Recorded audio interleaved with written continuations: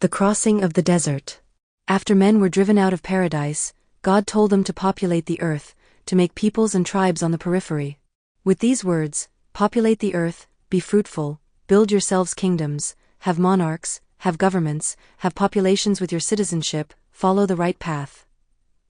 For here you came out of the earth and out of Eden for this sole reason, to fill you, to pile you up, because you are numerous.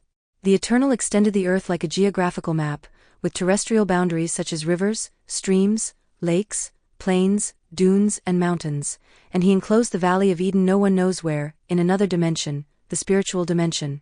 Because man was first thought before becoming flesh. Everything we know is brought by scientific research.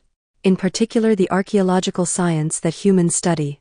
Then the humans saw that they had become numerous and said to one another, for the youngest among us, take your legs and your feet, here we are coming out of the south, rising equally towards the north, the east and the west and joining ourselves in a circumference.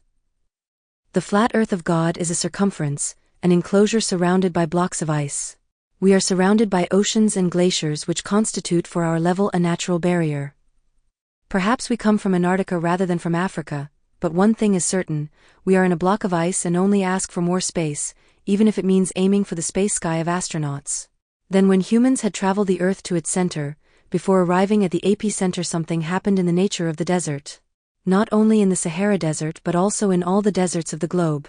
In the Atacama Desert, in the Gobi Desert, in the Namib Desert, in the Sonoran Desert, in the Thar Desert, in the Australian Outback Desert, in the Arabian Desert, in the Mojave Desert. God told men to cover themselves from head to toe to cross the storm of dunes and sand. There were several days and nights of walking before God acted. He confused the brothers among themselves. They were unrecognizable in terms of their appearance and skin color. Although originally black melanized, some of us took on lighter shades. To the point that the brother could no longer recognize his sister and the sister could no longer recognize her brother. It was the mixture of the brothel similar to that of Babel. Then humans decided to regroup according to their languages and skin color, and began to dissociate. It was an ethnic and linguistic division, but ethnic first. The veil was God's scarf so that the sons and daughters of men would not notice it. That's how we come from everywhere with different cultures. Although at the base we probably came from Antarctica and its surroundings. The evidence is not sufficient to establish the link between the first men arriving from Antarctica. Archaeology is very difficult to do there due to the harshness of the weather and its temperature. We only know that like everywhere there were also human remains in Antarctica, like the Pyramid of Antarctica, the Pyramid of China, the Pyramids of America, as well as the natural borders in Asia established by God, like the remains of the Himalayas. The Great Wall of China was built by humans to remember it. It is called the Dragon Wall or the Great Wall because it has a length, a cubit and the dimension of a dragon snake in its flip-flap rotations. The movement of the Ouroboros serpent which is seen as a dragon snake is the same which encircles and delimits the border of Antarctica. Antarctica therefore has a pattern similar to the snake biting its tail. I am talking about natural things here, things that inspired me like having white skin the further north you go. The Nordics are white like polar bears. Although Antarctica has cooled, nothing tells us that this was always the case. Otherwise how to build a pyramid there? The pyramid is the mark of the Egyptians but also of our Afrological ancestry. We know that man has built pyramids for at least 4,600 years. Although most commonly associated with ancient Egyptian culture, these fascinating structures have been discovered on different continents and continue to be built today.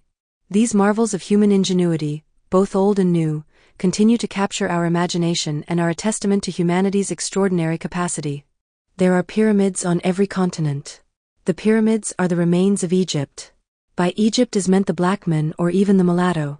Genesis 11 verse 9 attributes the Hebrew version of the name, Babel, to the verb balal, which means to confuse or confuse in Hebrew, but also to marry in the sense of mixing with others in my native language.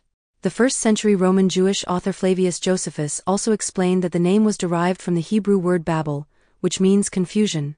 Babel and Babylon are the same city. Babel tends to be translated as the Hebrew language of Babylon. God did not just confuse languages, he also confused the skin color of its inhabitants. Although my story is a parallel story to the story of Babel, it carries the same vision, that of confusion not by language but by skin color. It is also true that the word comes to us from the Bible, and the vision comes to us from Mun, especially for our film and screenwriting visions. First, everything comes from the imagination of Mun.